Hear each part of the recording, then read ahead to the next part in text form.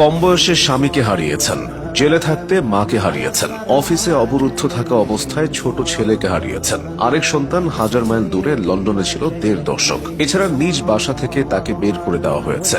খালেদা জিয়ার জীবনের পুরোটাই ত্যাগ ও সংগ্রামে ভরা। খালেদা জিয়া চাইলে উন্নত কোনো দেশে বাকি জীবনটা আরামে কাটিয়ে দিতে পারতেন, তবে তিনি একবার বলেছিলেন, আমার স্বজনহীন জীবনে দেশবাসী আমার স্বজন, আল্লাহ আমার একমাত্র ভরসা।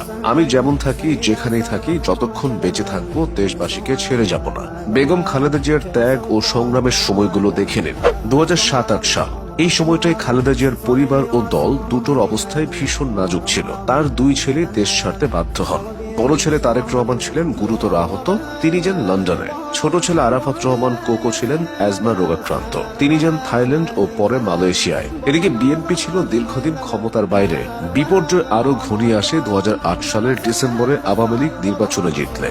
নানা অনিয়মের অভিযোগ তুলে খালেদা জিয়ার ঢাকা সেনানিবাসের শহীদ মইনুল রোডের বাড়িটির বরাদ্দ বাতিল করা হয়। পরে ২০১০ সালের ১৩ নভেম্বর তাকে সেই বাড়ি থেকে উচ্ছেদ করা হয়, যেখানে তিনি ৩৮ বছর ধরে বসবাস করেছিলেন। মূলত জিয়াউর রহমান প্রাণ হারানোর পর তৎকালীন সেনাপ্রধান হোসেন মোহাম্মদ এরশাদ টোকেন মূল্যে ওই ২.৭২ একর সম্পত্তি খালেদা জিয়াকে বরাদ্দ দিয়েছিলেন। এরপরও খালেদা জিয়ার বিপর্যয় শেষ হয়নি। ২০১৫ সালের জানুয়ারি থেকে খালেদা জিয়া গুলশানে তার অফিসে অবরুদ্ধ হন। এই অবস্থায় মালয়েশিয়ায় আরাফাত রহমান কোকো প্রাণ হারায়। পারিবারিক জীবনে ঝড় ঝঞ্ঝার এই সময়টাতে তিনি দলকে ভোলেননি। খালেদা জিয়া একবার বিরল রেকর্ড করেছিলেন। মাত্র ১৪ দিনে তিনি প্রায় ১০,০০০ কিলোমিটার পথ অতিক্রম করেছিলেন। বিধ্বস্ত বিএনপিকে নতুনভাবে সংগঠিত করতে তিনি একের পর এক জেলা পাড়ি দিয়েছিলেন। শতাধিক জনসভা ও পথসভায় নির্বাচনী ভাষণ দিয়েছিলেন। এভাবে বাংলাদেশের নির্বাচনী অভিযানের ইতিহাসে খালেদা জিয়া রেকর্ড করেছিলেন।